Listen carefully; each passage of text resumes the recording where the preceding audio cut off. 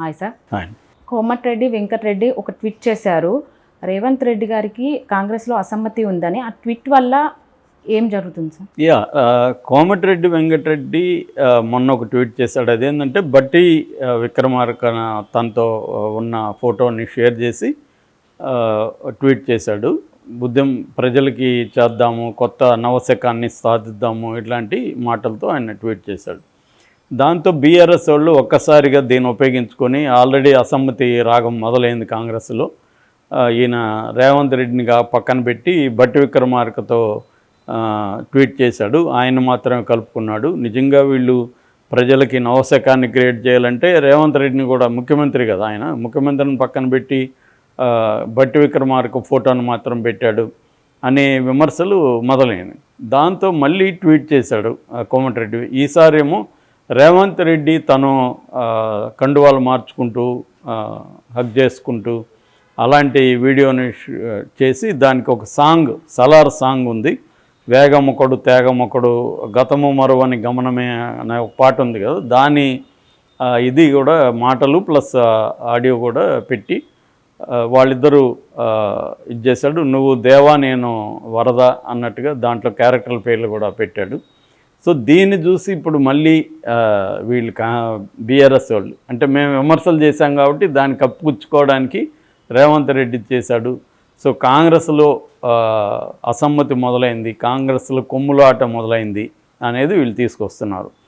అంటే ఇక్కడ ఏంటంటే ముందు నుంచి కూడా కాంగ్రెస్ అధికారంలోకి రాకముందు నుంచి కూడా కేటీఆర్ కానీ లేకపోతే బీఆర్ఎస్లో నాయకులు కానీ ఒక నెరేటివ్ని ముందుకు తీసుకొచ్చారు. కాంగ్రెస్ అధికారంలోకి వస్తే ఏమేమి జరగబోతుంది అనేది ప్రధానంగా వాళ్ళు చెప్పారు. ఏ నష్టాలు జరుగుతుంది, ఒకటి కరెంట్ ఉండదు, రెండు అల్లర్లు పెరుగుతాయి, అరాచకం పెరుగుతుంది, రియల్ ఎస్టేట్ కుదేలైపోతుంది, హైదరాబాద్ అభివృద్ధి ఆగిపోతుంది, తర్వాత కాంగ్రెస్లో ప్రతిదీ ఢిల్లీ నుంచి ఆదేశాలు రావాలి, వీళ్ళకి ఢిల్లీ పరిపాలన మొదలవుతుంది. ఇట్లాంటి ఒక నెరేటివ్ని కాంగ్రెస్ మీద బీఆర్ఎస్ వాళ్ళు ప్రచారం చేశారు. రెండవది ఏంటంటే కాంగ్రెస్లో మామూలుగా కూడా వాళ్ళకి ఇంటర్నల్ డెమోక్రసీ టూ మచ్ ఉంటుంది. అంటే వాళ్ళకి ప్రతిపక్షం అవసరం లే, వాళ్ళే ప్రతిపక్షంలాగా ఉంటారు కాంగ్రెస్. దాని బలము బలహీనత అదే.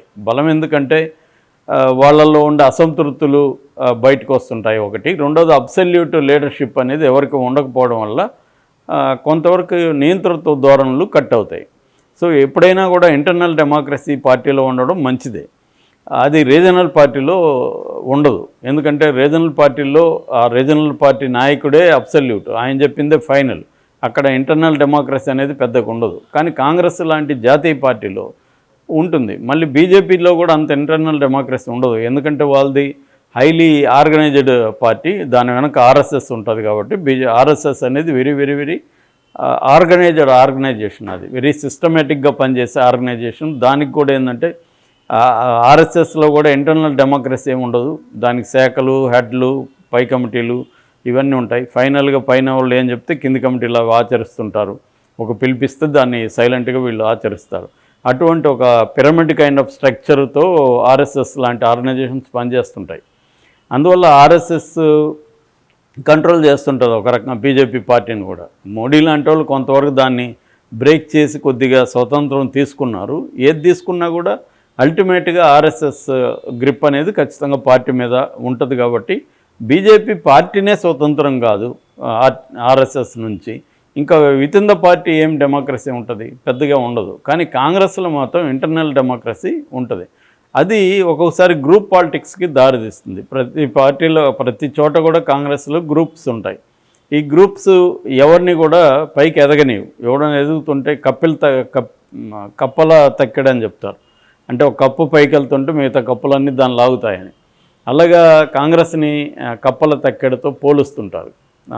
సో ఒక కప్పు పైకి వెళ్తుంటే మిగతా రాసినట్టు ఒక లీటర్ పైకి ఎదగకుండా మిగతా వాళ్ళు లాగుతుంటారు. వీడెక్కడ పైకి వెళ్ళిపోతాడో మనకంటే. అందువల్ల దీన్నంతా డీల్ చేస్తున్నారు. కాకపోతే ఏంటంటే కాంగ్రెస్ అధిష్టానంలో కూడా మార్పులు వచ్చాయి. గతంలో లాగా లేరు వాళ్ళు. ఇప్పుడు కొత్త డైనమిక్స్ చేంజ్ అయ్యాయి. అందుకని వాళ్ళు కూడా స్ట్రాటజిస్ట్ని సునీల్ కనుగోలను పెట్టుకున్నారు. అతను గతంలో ప్రశాంత్ కిషోర్తో ఐపాక్తో పనిచేశాడు.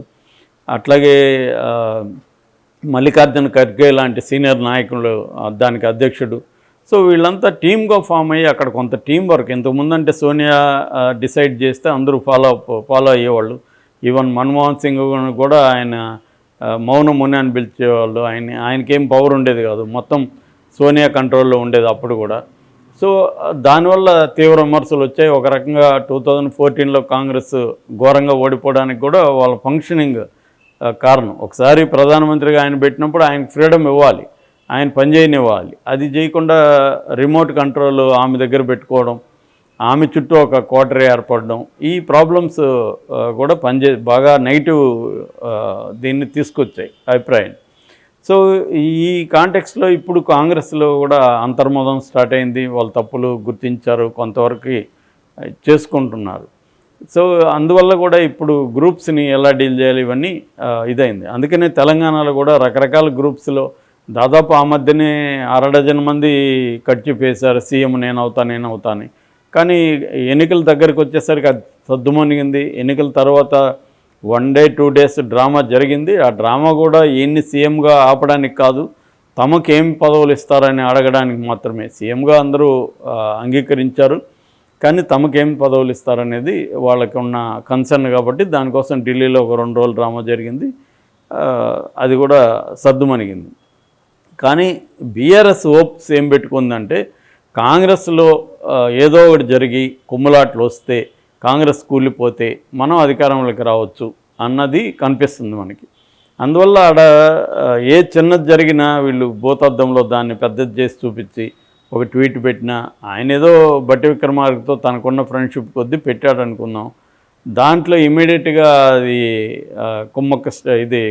కుమ్ములాట్లు స్టార్ట్ అయినాయని, కాంగ్రెస్ కూలిపోబోతుందని ప్రచారం మొదలుపెట్టారు. సో దానికి ఆయన బదులుగా రిప్లై ఇస్తూ రేవంత్ రెడ్డి కూడా నాకు చాలా క్లోజ్ ఫ్రెండ్ అనేది మళ్ళీ ఆయన చెప్పుకోవాల్సిన అవసరం ఆయనకి ఏర్పడింది. అంటే కాంగ్రెస్ నాయకత్వం కూడా కొంత జాగ్రత్తగా ఉండాలి, ఎందుకంటే వాళ్ళకి అబ్సల్యూట్ మెజారిటీ లేదు. ఓన్లీ సిపిఐతో కలుపుకుంటే 5 మంది మాత్రమే ఎక్స్ట్రా ఉన్నారు మ్యాజిక్ ఫిగర్కి. సో మ్యాజిక్ ఫిగర్ 60 అంటే 65 మంది మాత్రం ఉన్నారు. కాబట్టి జాగ్రత్తగా లేకపోతే 5 ఏళ్ళు కంటిన్యూ కావడం కష్టం. రేవంత్ రెడ్డికి ఆ రిస్క్ అయితే ఉంది. ఎందుకంటే బీఆర్ఎస్ వాళ్ళు ఇప్పుడు కేసీఆర్ సైలెంట్గా ఉన్నాడంటే ఆయన సైలెన్స్ వెనుక ఏ వైలెన్స్ జరుగుతుంది అనేది అందరూ భయపడుతున్నారు. సో ఆయన ఏం చేయబోతున్నాడు అనేసి, ఎందుకంటే ఆయన చాలా పెద్ద స్ట్రాటజిస్టు కాబట్టి ఆయన సైలెంట్గా ఉన్నాడంటే ఏదో జరగబోతుంది ఉంది. అందుకని కాంగ్రెస్ నాయకత్వం చాలా జాగ్రత్తగా అయితే ఉండాల్సిన అవసరం అయితే ఉంది. సార్, ఇప్పుడు మనకు రేవంత్ రెడ్డి గారు వచ్చేసి అన్ని సమస్యలు గురించి ఆయన హామీలు ఇచ్చిన గురించి చేస్తున్నారు. దాన్ని దృష్టిలో పెట్టుకొని ఇవన్నీ చేస్తున్నారు అంటారా సార్? రేవంత్ రెడ్డి ఏంటంటే చాలా బ్యాలెన్స్డ్ ఉన్నాడు, చాలా మెచ్యూరిటీగా ఆయన బిహేవ్ చేస్తున్నాడు. ఎక్కడ ఆయన ఒంటెత్తు పోకడలకు వెళ్ళట్లేదు. ఏ పని చేసినా ఇతర మినిస్టర్ని కలుపుకొని వెళ్తున్నాడు. ఆయన చాలా బ్యాలెన్స్డ్గా ఉన్నాడు. అంటే పవరు ఆయన నెత్తికెక్కినట్టుగా ఎక్కడ బిహేవ్ చేయట్లేదు. పవర్ వచ్చినాక ఇంకా హంబుల్గా ఉన్నాడు. నిజానికి పవర్ రాకముందే ఆయన అగ్రెసివ్గా ఉండేవాడు, పవర్ వచ్చినాక అగ్రెసివ్గా కూడా లేడు. అది కరెక్ట్ కూడా, ఎందుకంటే పవర్ రాకముందు అగ్రెసివ్గా ఉండడం అవసరం, పవర్ వచ్చినాక అగ్రెసివ్గా ఉండకపోవడం అవసరం. సో ఆయన చాలా బ్యాలెన్స్గా వ్యవహరిస్తున్నట్టుగా మనకి అర్థమవుతుంది. ఆయనకి ప్రజలకి తాము ఇచ్చిన హామీలను కూడా సిన్సియర్గా అమలు చేయాలనే కనిపిస్తుంది. దానికి రకరకాల ప్రాబ్లమ్స్ ఉన్నప్పటికీ ఆయన వరకు ఇటు పార్టీని ఇటు ప్రభుత్వాన్ని జాగ్రత్తగా బ్యాలెన్స్ చేసుకుంటూ వెళ్తున్నాడు. అటు అధిష్టాన వర్గాన్ని కూడా జాగ్రత్తగా బ్యాలెన్స్ చేస్తున్నట్టుగానే మనకి అర్థమవుతుంది.